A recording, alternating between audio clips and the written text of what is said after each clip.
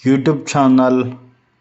ఈరోజు మనం ఒక గొప్ప వ్యక్తి గురించి మనం మాట్లాడుకుందాం. మొదట్లో అతను పేదవాడైనా చివరికి తను అనుకున్నది సాధించాడు.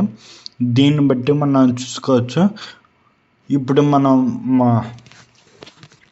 మనం చాలా విధాలుగా అనుకుంటాం, అందరూ మనం తక్కువగా చూస్తున్నారు, మనం ఇంకా సెటిల్ అవ్వమమ్మా అని బాధపడుతుంటారు. కానీ యొక్క జీవితం నిదర్శనం ద్వారా తెలుసుకోవచ్చు.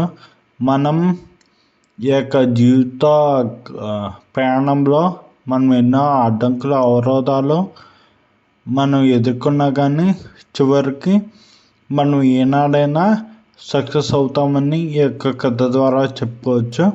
అది ఏమిటంటే అబ్రహాం లింకన్ గురించి.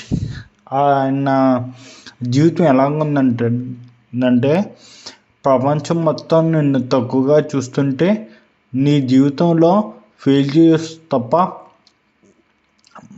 ఏమి కనిపించకపోతే, నీ దగ్గర డబ్బు లేకపోతే, చదువు లేకపోతే, నీ మాట వినేవాడు ఎవరూ లేకపోతే, అప్పుడే ఒక మనిషి కథ నీ జీవితాన్ని మార్చగలదు.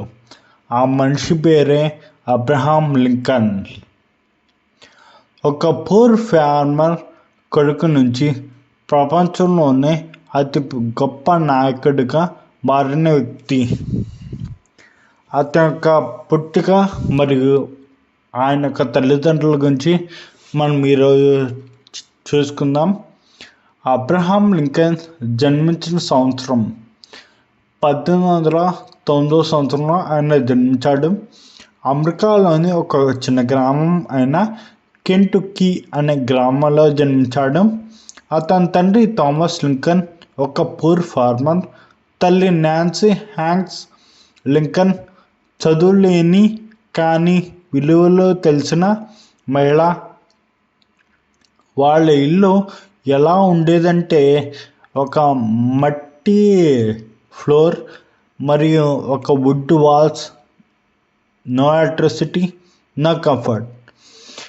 లింకన్ పుట్టినప్పుడు రిచ్ ఫ్యామిలీ కాదు, పవర్ఫుల్ బ్యాక్గ్రౌండ్ కాదు, ఎడ్యుకేషన్ ఎన్విరాన్మెంట్ కాదు, కానీ ఒక్క అంశం మాత్రం స్ట్రాంగ్. అదే తనకున్న ఒక క్యారెక్టర్, బలమైన బిహేవియర్. తర్వాత తన యొక్క తల్లిగారు చనిపోయారు. అబ్రహాం లింకన్కి కేవలం 9 సంవత్సరాలు ఉన్నప్పుడు తల్లి మరణించింది. అది అతని జీవితంలో మొదటి పెద్ద షాక్. అక్కడే లింకన్ ఒక లెసన్ నేర్చుకున్నాడు. లైఫ్ ఫేర్ కాదు, కానీ మన రెస్పాన్స్ ఫేర్గా ఉండాలి. లింకన్ ఫార్మర్ స్కూల్కి వెళ్ళింది, మొత్తం కలిపితే లేదా 1 year. అయినా అతను బుక్స్ బారో చేసేవాడు, నైట్ టైం ఫ్లైర్ దగ్గర చదివేవాడు, వాకింగ్ చేస్తూ పోయమ్స్ రిపీట్ చేసేవాడు. పీపుల్ లాఫ్డ్, ఈ ఫార్మర్ కిడ్ చదువుకుని ఏం చేస్తాడు అని. కానీ లింకన్ ఒక మాట నమ్మాడు, I will prepare myself and my chance will come. School లేకపోవడం ఫెయిల్యూర్ కాదు, లెర్నింగ్ ఆపేయడం ఫెయిల్యూర్. Growth character building.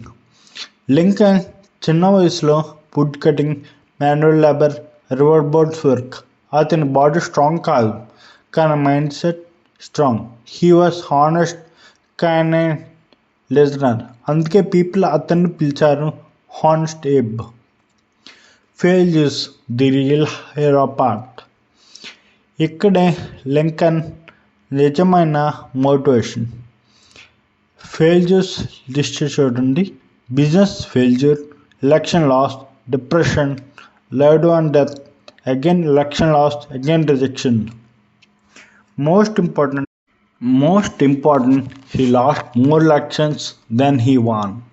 కానీ లింకన్ అన్నాడు, my great concern is not whether you have failed, but whether you are content with your failure.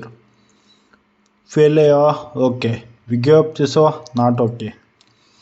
Became president when time comes. 1860లో Abraham Lincoln president of the United States అయ్యాడు. But celebration లేదు. దేశం civil war, slavery problem, hatred everywhere. అప్పుడు Lincoln stood strong. He said, "A house divided against itself cannot stand." Slavery abolish చేయడానికి stand తీసుకున్నాడు. Millions of people freedom పొందారు. Motivational words by Lincoln. ఈ వీడియోలో whatever you are, be a good one. You cannot escape the responsibility of tomorrow by avoiding it today. I'm a slow walker but I never walk back. Character is like a tree and repetition is like its shadow. Death and martyrdom. 1865 Lincoln థియేటర్లో assassinate అయ్యాడు. అతని death ఒక man death కాదు, an idea sacrifice. But his ideas lived. Abraham Lincoln మనకి నేర్పించింది ఒకటి: poor background, no excuse, failures, no stop, late success, still success. ప్రపంచం నిన్ను రిజెక్ట్ చేస్తే నీ క్యారెక్టర్ని ఇంప్రూవ్ చేసుకో. One day history will remember you.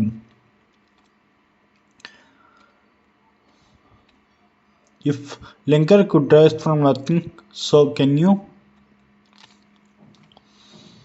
ఇక్కడ మనం మొత్తం ఒక అబ్రహాం లింకన్ ఒక 16వ యునైటెడ్ స్టేట్స్కి ఒక అధ్యక్షుడిగా ఉన్నాడు. ఇక్కడ మనం తెలుసుకోవలసిన విషయం ఏంటంటే, మనం ఎన్ని కష్టాలున్నా, ఎన్ని అవరోధాలున్నా మనం పోరాడేది ఎప్పుడూ ఆపకూడదు. ఆపితే మన జీవితం పూర్తిగా అంధకారం అయిపోతుంది. మొదట నువ్వు మొదలెట్టచ్చు, నేను ఇలా డాక్టర్ అవ్వాలి, ఇంజనీర్ అవ్వాలి, లేకపోతే సమ్ గవర్నమెంట్ అఫీషియల్ అవ్వాలి అని అనుకోవచ్చు. కానీ చిన్న చిన్న దగ్గరికి వస్తే వాటిని తట్టుకోకుండా ఆ యొక్క జర్నీని వదిలేసి అక్కడి నుంచి నువ్వు వెళ్ళిపోతే నీ జీవితానికి అర్థం ఉండదు. నీ జీవితం అర్థంగా ఉండాలంటే నువ్వు ఏదైతే సాధించాలని అనుకున్నావో అది సాధించేదాకా నువ్వు విశ్రమించకూడదు. విశ్రమిస్తే ఏమవుతుందంటే, నువ్వు ఒక్కరోజు నాది ఇది కాదు, నేను వేరే ప్రొఫెషనల్కి సంబంధించిన వాడిని, నేను అనవసరంగా కోరుకున్నాను అని అనుకుని ఒకరోజు వేస్ట్ చేసిన నీ జీవితంలో ఒక 24 గంటల వేస్ట్ చేసిన ఒకటే. ఎందుకంటే ఈ రోజుల్లో కాంపిటీషన్ చాలా ఎక్కువగా ఉంది. మన అబ్రహాం లింకన్ లాగా మనం పైకి ఎదగాలంటే మనం ఏదైతే అనుకుంటున్నామో అది చేసి తీరాలి. లేకపోతే మనం ఎన్నో అవరోధాలు, అడ్డంకులు, ఎన్నో ఇబ్బందులు, ఎన్నో కష్టాలు ఎదుర్కొంటాం. కానీ అబ్రహాం లింకన్ ఎన్నో తనకి సెట్ బ్యాక్స్ వచ్చాయి. ఎంతోమంది చనిపోయారు. పైగా మొత్తం అందరూ నువ్వేం బాగుపడతావు, నువ్వేమీ చేయలేవు అని అతన్ని ఎన్నో చిట్టుబొట్టు మాటలతో గుచ్చారు. ఆయనకనే తన యొక్క పనిని విస్మరించలేదు. కానీ తను కూడా ఒక గొప్ప అధ్యక్షుడి కింద మనం USA హిస్టరీలో చూస్తాం. ఎందుకంటే ఇలాంటి వారు ఎంతోగానో ప్రయాసపడతారు. ఈరోజు నీది కాకపోవచ్చు, కానీ ఇది రేపు అవ్వచ్చు. అలాగని చెప్పి ఈరోజు నాది కాదు, ఇంకా ఎప్పటికీ నాది కాదు అని చెప్పి మన జీవిత ప్రయాణాన్ని ఆపుకోవడానికి మాత్రం ప్రయత్నించకూడదు. శ్రమపడు, కష్టపడు, కానీ ఓపికతో ఉండు. అది యునైటెడ్ స్టేట్స్ సామెత ఉంటుంది. కుదిరితే పరిగెత్తు, పరిగెత్తడానికి రాకపోతే నడవడం రాకపోతే దేకు. కానీ ఒక రాయిలాగా మాత్రం అదే స్థానంలో కూర్చోకు. ఎందుకంటే సమయం చాలా తక్కువ. నువ్వు ఈరోజు చేయాల్సింది రేపు చేయకూడదు. ఈరోజు చేయాల్సింది నిన్నే చేయాలి, నిన్న చేయాల్సింది మొన్నే చేయాలి, రేపు చేయాల్సింది ఈరోజే చేయాలి. లేకపోతే నీ లైఫ్లో నువ్వు ఎప్పటికీ పైకి ఎదగలేవు. ఒక విషయం చెప్పండి, ఫెయిల్యూర్స్ వచ్చినంత మాత్రాన ఆపేయకూడదు. అలా ఆపితే చాలామంది అంటుంటారు, నీ జీవితాన్ని ఇంకా కట్టుకోలేదా, నువ్వు ఇంకా ఏం జాబ్ చేయట్లేదా అని ఎంతోమంది నిన్ను చీటిపోటి మాటలతో అనొచ్చు. కానీ ఒక్క మాట గుర్తుపెట్టుకో, ప్రపంచం అంతా అందరూ రోజు కష్టపడిపోయి అందరూ సక్సెస్ అయిపోతే ఇంకా రోజు ఎంజాయ్ చేసేవాళ్ళు ఎవరు ఉంటారు? ఫెయిల్యూర్ అవ్వచ్చు, కానీ జీవితాంతం ఫెయిల్యూర్ లాగా ఉండలేవు. అలాగే ఒక్క సీజన్ అంటూ మనకంటూ ఉంటుంది. ఆ సీజన్లో మనం ఎంతో తక్కువ వాళ్ళు కావచ్చు, కానీ అది తర్వాత సీజన్లో మనమే గొప్ప వాళ్ళం అవుతాం. ఈ యొక్క మాటలు విని చేసేందుకు ఈ యొక్క వీడియోని లైక్ చేయండి, షేర్ చేయండి, సబ్స్క్రైబ్ చేయండి. అలాగే ఇంకా ఇలాంటి వీడియోలు ఇంకా రావాలని కామెంట్ కూడా చేయండి. మీకు ఏమన్నా వీడియోస్ కావాలంటే మళ్ళీ నా ఛానల్కి సబ్స్క్రైబ్ చేయండి. ఈ యొక్క సబ్స్క్రైబ్ చేయడం వల్ల నాకు ఎంతగానో మోటివేషన్ వస్తుంది.